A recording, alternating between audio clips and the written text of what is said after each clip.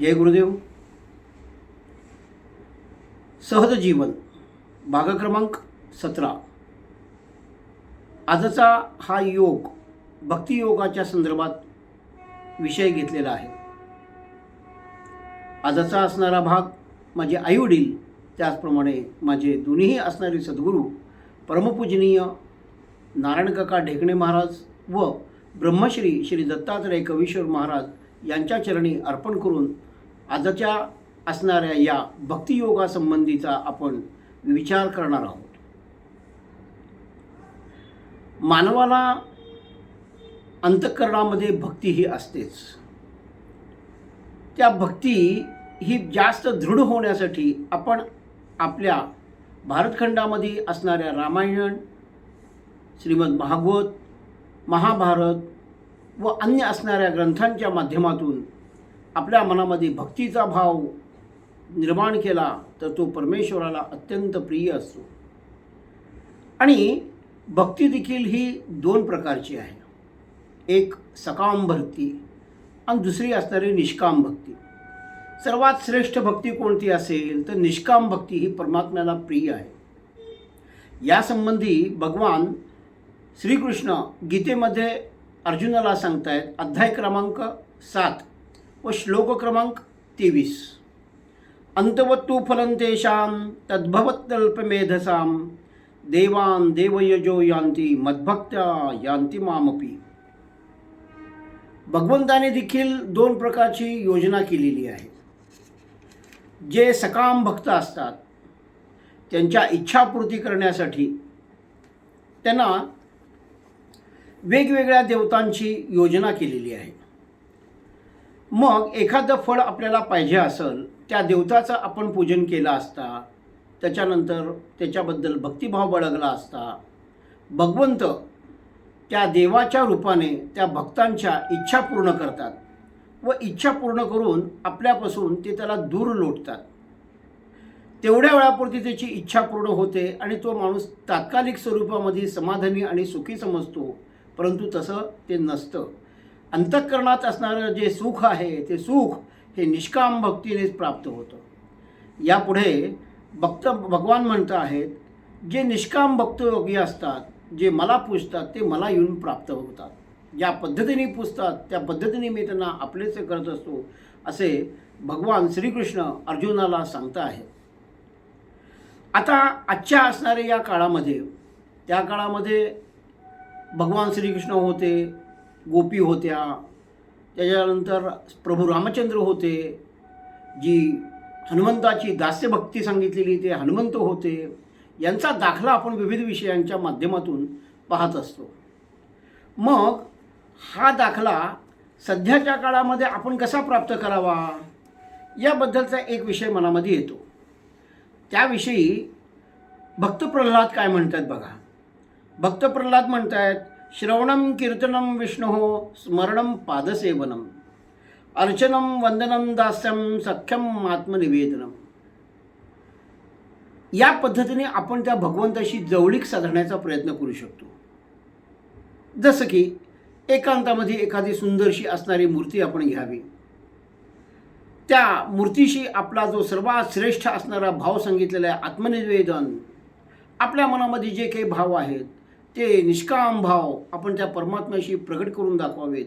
त्याच्याबद्दलचं सख्य भावना निर्माण करण्याचा प्रयत्न करावा. त्या भगवंताच्याबद्दलचं असणारं कीर्तन करावं. अशा असणाऱ्या ज्या कथा असतात त्या कथा श्रवण करावात. त्या भगवंताच्याबद्दलचा प्रेमाचा उमाळा आपल्या अंतःकरणात निर्माण व्हायला पाहिजे. अशा माध्यमातून त्या अंतःकरणामध्ये असणाऱ्या भगवंताला आपण अत्यंत उत्कृष्ट प्रकारे प्रेम केला असताना तो भगवंत आपल्यामध्ये तो भक्तिभाव निर्माण करतो आणि तो आपल्याला करून घेतो, आपलासा करून घेतो. आणि आपल्या ज्या काही भावना असतात, आपल्या जे काही मनामध्ये इच्छा असतात, जे सख्य निष्काम, शक्यतो भक्ताने निष्काम भक्तीने मागितलं पाहिजे. आणि तो निष्काम भक्तीने जर समजा त्या परमात्म्याविषयी मागितलं तर तो निष्काम भक्त परमात्म्याच्या भक्ताला त्या प्रकारचे आपलंसं करून घेतो आणि त्याचं मागणं थांबवतो. असा प्रकारचा एक उदात्त विचार भक्त प्रल्हादाने या ठिकाणी आपल्या लोकांच्यासाठी श्रवणं कीर्तनं विष्णोः स्मरणं पादसेवनं अशा पद्धतीने तो एक ठिकाणी आपल्याला दाखला दिलेला आहे. याचा विचार आपण केला असता वर्तमान काळामध्ये देखील परमात्म्याशी आपण आत्मनिवेदनाच्या माध्यमातून आत्मसख्य वाढवून त्या परमात्म्याला आपण आपला प्रेमभाव अर्पण करू शकतो. आपण परमात्म्याकडे जातो आणि काय मागतो, काही इच्छा प्रगट करतो. ही सकाम भक्ती झाली. मी बाबा तुझ्याकडे 7 वर्षे मी तुझे पारायण करेन किंवा मी तुझ्या दर्शनाने येईन, मी इतकं काही करेन, त्यामुळं मग तू मला हे प्राप्त करून दे, मला मुलगा होऊ दे, माझं ऐश्वर्य वाढू दे. अशा प्रकारच्या वेगवेगळ्या ज्या इच्छा असतात त्याच्या तो इच्छा त्या भगवंताला मागून घेत असतो. परमेश्वरही म्हणतोय की तात्कालिक स्वरूप असणाऱ्या गोष्टीच्या मागणी करतोय, देऊन टाका, या देण्याने काय फरक पडणार आहे. परंतु तो एक प्रकारे त्याला देऊन तो त्याला बाजूला असतो. खरा जो प्रेमी असतो, खरा जो भक्त असतो, तो परमात्म्याला काहीही मागत नाही आहे. तो देण्यामध्ये ज्या परमात्म्याला सुख आहे तो परमात्म्याला तो भक्त देत असतो, त्याच्याकडून काहीही मागणी करत नसतात. तशा प्रकारे आपण त्या भगवंताकडे देखील निष्काम भावाने केलं पाहिजे, सकाम भावनाने मागणी केली नाही पाहिजे. आपल्यामध्ये काहीतरी भक्तीची कमतरता आहे म्हणून भगवंताने आपल्याला दिले नाही, अशा प्रकारचा मनामध्ये उत्तंग असणारा भाव आपण प्रगट ठेवला पाहिजे, जेणेकरून आपल्या जीवनाची तो भगवंताने आपल्या चरणाला लावून घेतलं पाहिजे. आणि हे जे चक्र आहे जन्ममृत्यूचे चक्र, या चक्रामधून आपण बाजूला सुटण्याचा एक प्रकारचा प्रयत्न होऊ शकतो. यासाठी आपण अंतःकरणापासून भगवंतावरती प्रेम करावं, निष्काम प्रेम करावं, अशा प्रकारचा एक भाग लक्षात येतोय. प्रभू रामचंद्रांच्या बाबतीत सांगताना असं सांगतात, प्रभू रामचंद्र राज्याभिषेक झालेला आहे आणि राज्याभिषेक झाल्यानंतर त्या ठिकाणी सर्व लोकांना प्रभू रामचंद्र काही गोष्टी भेट देत आहेत. मग सर्व त्या ठिकाणी त्यांना सहाय्यभूत झालेले जे वानर आहेत त्या वानरांना प्रभू रामचंद्र भेटी देत आहेत, वस्तू देत आहेत. हे सर्वजण पाहिल्यानंतर सीतामाई म्हणते, अहो रामचंद्रा, आपण आपल्या भक्ताला हनुमंताला तुम्ही काही दिलं नाही आहे. भगवंताची जी भक्ती हनुमंत करत होती दास्य भक्ती होती, तो दास म्हणून ते भगवंताचे करत होते. कोणत्याही प्रकारची भावना व्यक्त केलेली नाही आहे, काहीही अपेक्षा केली नाही आहे आणि ते केवळ त्याचे दास म्हणूनच राहिलेले आहेत. त्यावेळेस प्रभू रामचंद्र सीतेला सांगतायत, अगं सीता, काय सांगू तुला, ह्याचे उपकार माझ्यावरती इतके आहेत, ह्याचे ऋण माझ्यावरती इतके आहेत, मी काहीही केलं ह्याच्यावरती असणारे जे ऋण आहेत मी हे फेडू शकणार नाही आहे. इतके अनंत उपकार याने माझ्यावरती केलेले आहेत. अशा प्रकारची भक्ती, दास्यभक्ती करून हनुमंताने प्रभूला आपलं ऋणी बनवलेलं आहे. हा असणारा जो विषय आहे, त्यामुळेच भगवंत रामांचं त्याच्याबरोबरीला हनुमंताचं नाव घेतलं जातं आहे. ही एक असणारी दास्यभक्ती आहे आणि त्यामुळे आपण आपल्या जीवनामध्ये कुठल्याही देवताला मागू नये. मागितल्यानंतर तो प्रकारचा भाव तो भगवंत पूर्ण करतो आणि तो त्याला आपल्यापासून दूर सारतो. अशा प्रकारचा एक भाग या ठिकाणी लक्षात येतो. आता आपण वर्तमान काळामधील एक 100-125 वर्षाखालची गोष्टही पाहणार आहोत. विविध गोष्टींचा आधार घेत घेत भक्ती कशी श्रेष्ठ आहे आणि निष्काम भक्ती कशी आपण प्राप्त करू शकतो, केली पाहिजे, या उदाहरणात आपण समजून घेण्याचा प्रयत्न करतो आहोत.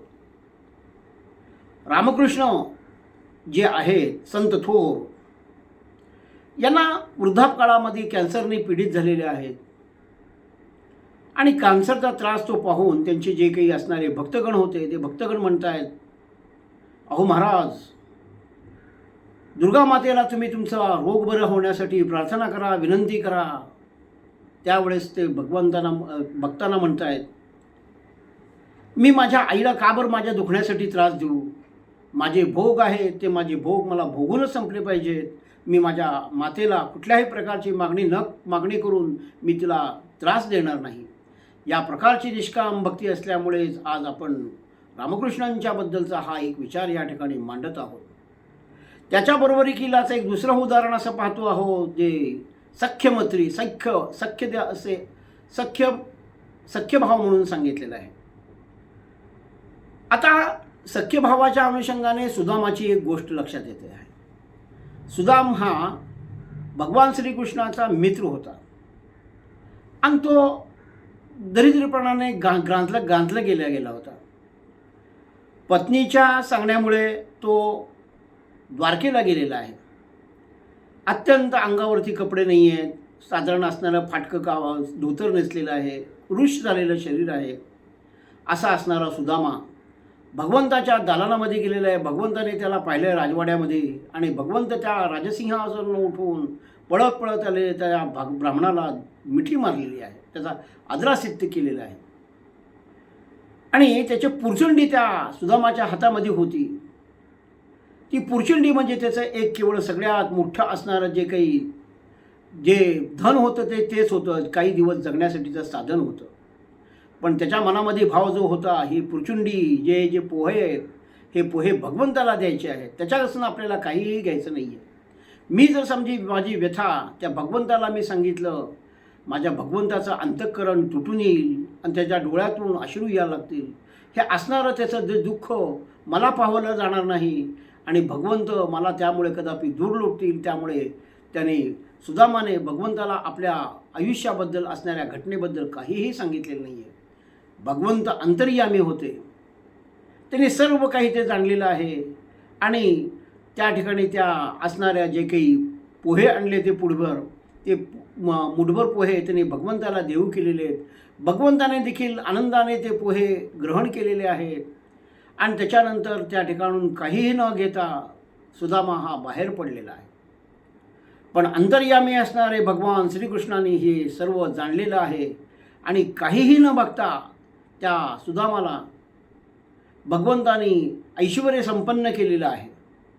हा असा असणारा उदार अंतःकरणाचा भगवान श्रीकृष्ण, याची निष्काम पद्धतीने आपण सेवा केली पाहिजे, भक्ती केली पाहिजे. या प्रकारचा भक्तिभाव हा आपल्या मनामध्ये दृढ झाला पाहिजे. जी तिसरी असणारी भक्ती म्हणून सांगितलेली आहे, ती तिसरी भक्ती ही गोपिकांची होती. ज्या गोपी होत्या, त्या गोपींचं ज्यावेळेस भगवान मथुराला गेलेले आहेत, त्या गोपी त्यांच्या पाठीमा लागलेल्या आहेत, आम्ही येतो आहे. त्या ठिकाणी ते सांगतायत, काळजी करू नका, आम्ही लवकरच येतो आहे. काही दिवस गेलेले आहेत. उद्धवाला त्या ठिकाणी ब्रजामध्ये पाठवलेलं आहे, गोपिकांचं सांत्वन करण्यासाठी किंवा कशा आहेत याची माहिती घेण्यासाठी भगवंतांनी उद्धवाला पाठवलेलं आहे. उद्धव गेलेले आहेत, त्या ठिकाणी पाहता आहेत. सगळ्या गोपिका ज्या होत्या कृष्णप्रेमामध्ये रत झालेल्या आहेत, त्यांना त्या भगवंताशिवाय दुसरं काहीही आठवत नाही आहे, अशा प्रकारचं चित्र पाहिलेलं आहे. उद्धव म्हणतोय, भगवान श्रीकृष्णाने मला तुमच्याकडे पाठवलेलं आहे. भगवान श्रीकृष्ण या ठिकाणी नाही, त्या गोष्टीचं तुम्हाला दुःख होतं आहे काय? त्यावेळेस त्या गोपी म्हणत आहेत, भगवान श्रीकृष्ण कुठे गेलेले आहेत? ते कुठेही गेलेले नाही आहेत, त्या आमच्याबरोबरच आहेत. भगवान श्रीकृष्ण आमच्यामध्ये व्रजामध्ये आहेत, आमच्या मनामध्ये आहेत. त्यांचा आम्हाला क्षणभराचाही दुरावा नाही आहे. त्यांना आम्ही आमच्या मनामध्ये धरलेले आहे. साक्षात इथून जरी गेलेले असलेले देहाने, त्यांचा भाव हा आमच्या मनामध्ये दृढ असल्यामुळे भगवंत एक क्षणभरही आमच्यापासून दूर गेलेले नाही आहेत. अशा प्रकारचा असणारा हा गोपीचा मनामध्ये असलेला भाव हा उद्धवाने पाहिलेला आहे. हा असणारा भाव आपल्या सगळ्यांच्या मनामध्ये अशा कथा ऐकून प्राप्त करण्याचा प्रयत्न करावा.